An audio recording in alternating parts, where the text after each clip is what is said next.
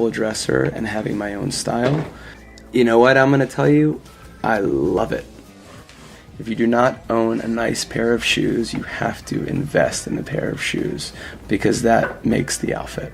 My dad is a wonderful human being, and the one thing he loves to say to me when he sees me dressed or I'm buying a pair of glasses, he always says, "I just don't know where you get this from. I shop at the Gap." When somebody makes fun of what I'm wearing, I feed off of it, so I will go buy more. I don't like being like other people. I like the edge. That's why I wear a lapel pin, a pocket watch, double-breasted suits, three-piece, tassels on shoes, and so forth. Style, confidence, success. That's what it is. Everyone's so scared. Don't be scared.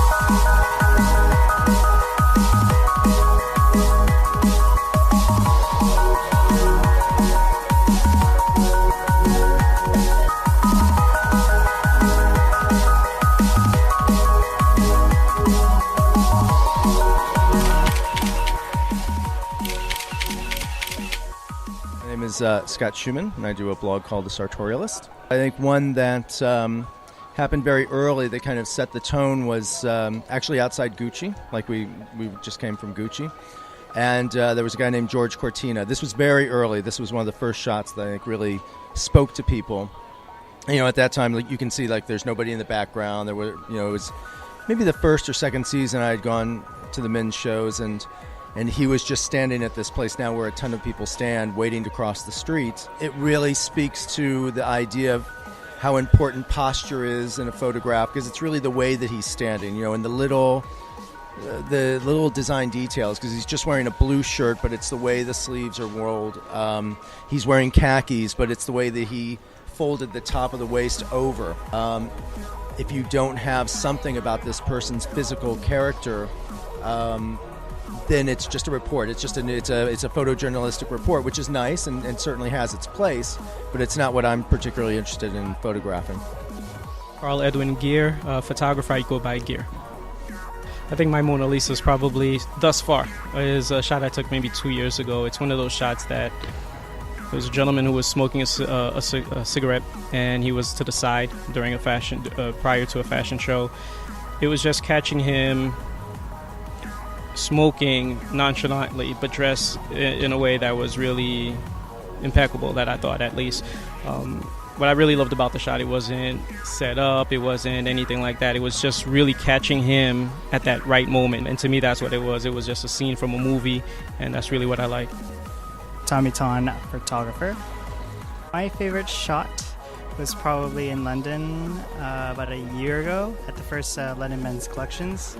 It just happened very spontaneously. These four gentlemen from United Arrows in Japan were crossing the street, and I was just clicking away, and luckily there was a certain rhythm in the way that they were walking. It's kind of like an Abbey Road moment where every single footstep was perfectly in sync with each other.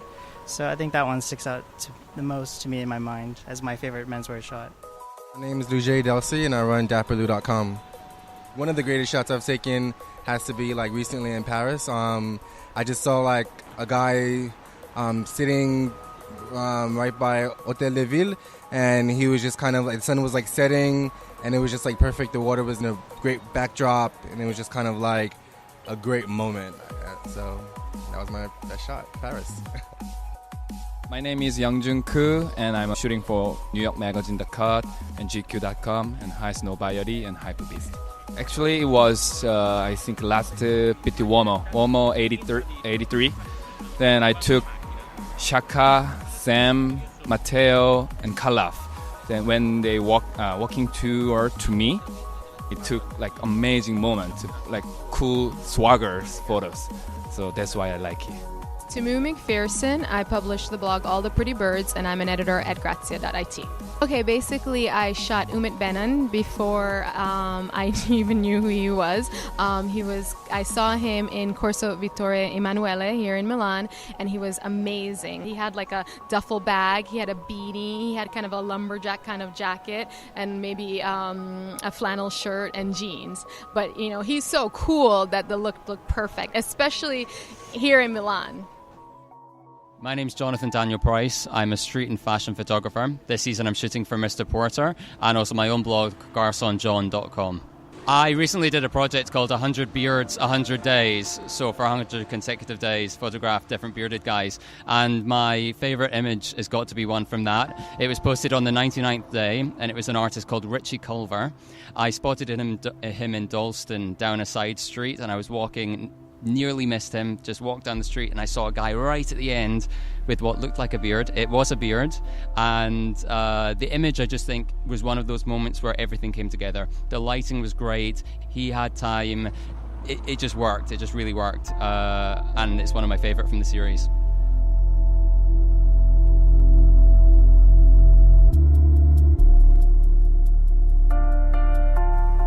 Hey, thank you, John, Peter, Ashley, Jason, Johnny, Eric, and Tom for your creative and stunning content, guys. I mean, like I can tell you right now,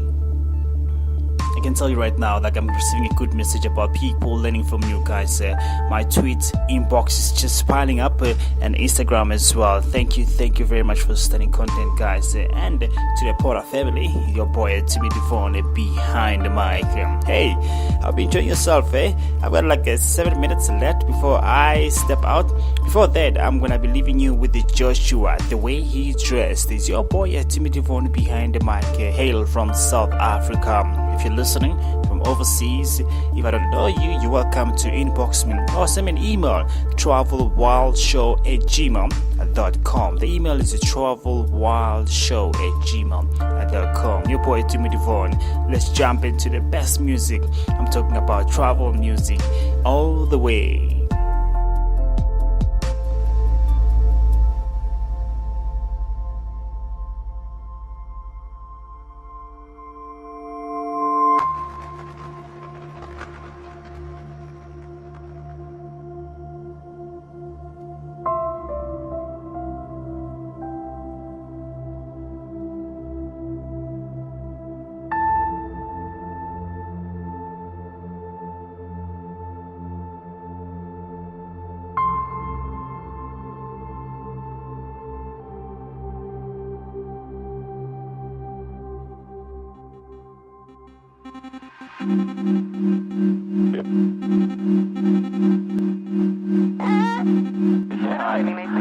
I don't know. I just remember being so much brighter, I guess. Cigarette ash like wildfire, burning holes in the nighttime. Open skies could like barbed wire. White lights flying high like a ceasefire. Dropping flags on the shoreline. This is as far as I can feel right. Cause what you don't know can haunt you. And all we ever wanted was sunlight and honesty. Highlights to wanna repeat. Let's get away from here and live like the movies do. I won't mind when it's over. At least I didn't think for a while. Don't drag it out. Living like that doesn't mean a thing. So let's run, make a great escape. And I'll be waiting outside for the getaway. It doesn't matter who we are, we'll keep running through the dark. And all we'll ever need is another day. We can slow down cause tomorrow is a mile away. And live like shooting stars, cause happy endings hardest to fake. Yeah. Sunsets and power lines, making a break for the other side. Heading out to where that sunshine. 45mm rolling like we lost time. Polaroids and outcasts, rather burn out young and grow fast. And we could be forever future bound, cause all I need is time and now. And I could leave this past behind me, and maybe I'll see a way for me to stay when there's so much out there. So I'll live forgetting for the time being. And I won't mind when it's over. At least I didn't think for a while. So let's run, make a great escape. And I'll be waiting outside for the getaway. It doesn't matter who we are, we'll keep running through the dark. And all we'll ever need is another day. We can slow down cause tomorrow is a mile away. And live like shooting stars, cause everything was never the same. And I wanna let you know, I wanna let you go, but I just can't bring myself to speak. This is how it goes.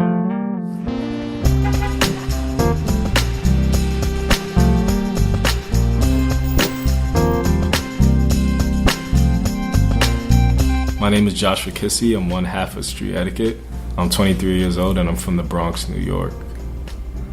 Well, I think my first memory being conscious of style of fashion was in high school. Furthermore than that, I think my parents really inspired me as far as being West African. They're from Ghana. Seeing how they used to dress so elegant just to go to these events. That's the first time I saw color in the way people express themselves and linking clothing to emotion. And that's when I think I kind of got introduced to style or fashion. I think like every kid growing up in New York City, and you see Jordan sneakers and you just have an obsession over them. Seeing the particular, I think it's like Air Jordan 4s or something like to that effect. And I was like, I just needed to have them. So I asked my parents for the money and it was $150. And that didn't go so well. And it was like, they wanted me to spend the money on books rather than sneakers. So I didn't get them, but I did work that summer and saved up the money to buy those sneakers.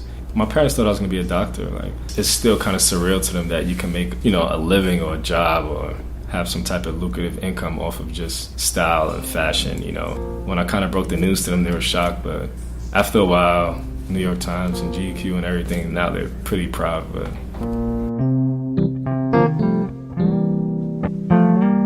I roll up everything. Unless it's like, tuxedo trousers, obviously, or something more formal. I pretty much go by it all the time. No socks, roll up. And some people make fun of it, some people don't like it, but hey, it's your personal taste. I would describe my style as just, I don't know. I mean, it's hard to just give it a label or a category because then I feel like I'm kind of putting it in a box. Sometimes, like Afro-dandyism, sometimes mod, sometimes punk, a touch of prep, a touch Americana, a touch of urban, Afro. It's like an amalgamation of everything I'm interested in as far as colors, patterns, silhouettes, jewelry, accessories. My style is just style. I wouldn't just put it in a category.